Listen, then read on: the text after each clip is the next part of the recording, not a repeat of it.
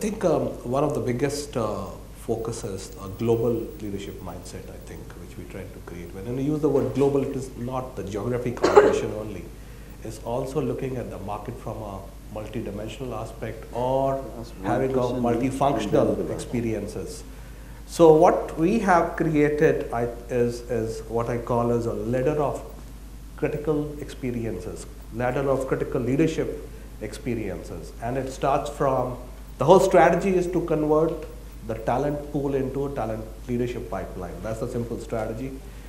And it starts from the rock bottom level when you join the company as a management trainee. You go through your 18-month stint, across the various functions, including in the field, including running a factory, including doing a social CSR project in a village, and you come back, and then next couple of years, our critical learning experiences focuses on building your functional depth, And then when you're hitting the middle management path, that's where we start building what we call as a T-shape. You've got a depth of functional expertise.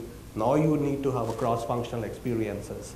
And that's where we start investing in the middle management and building up the cross-functional experiences. Each of these programs, the leadership has the accountability. We have the leaders accountable. It's openly shared statistics in our leadership review meetings. What has been a success rate? Then we do a senior middle management program where you start looking into multicultural aspects, and how you're going to work in the virtual teams. That's where we start bringing the experience. And this pipeline then feeds into the two critical experiences which are global in nature. So you go to Atlanta to your critical leadership experiences, or you go to a different market. So by the time you spend, say, 12 to 15 years in the company, and ideally you should be with a general management orientation, rotated to about 2 to 3 markets, different markets outside of India. And in India, the present leadership 6 years back set up a target itself that we got to send out close to about 100 managers out into the global system in next 10 years. We are already touching about 50 plus, and we are halfway, in the time frame right now also.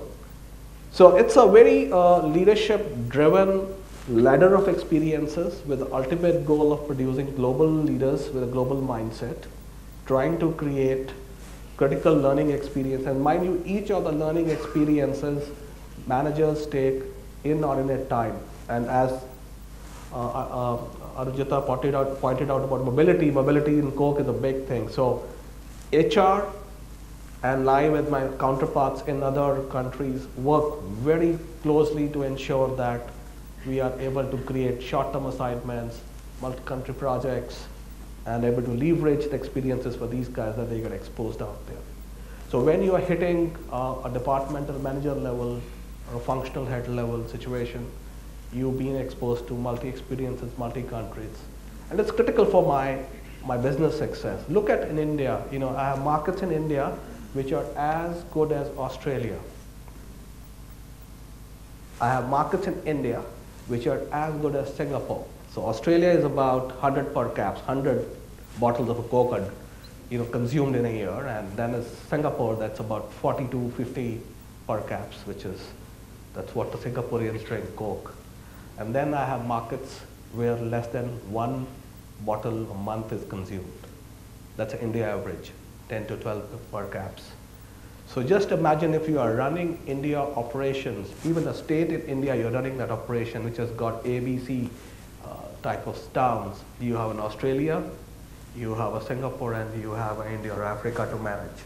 And that's where the global mindset comes and starts playing. What tenure in Coke helps is to just expand the scale from state to multiple states, from multiple states to a country, from country to multiple countries, and then to a business unit, and maybe to a region and global practices.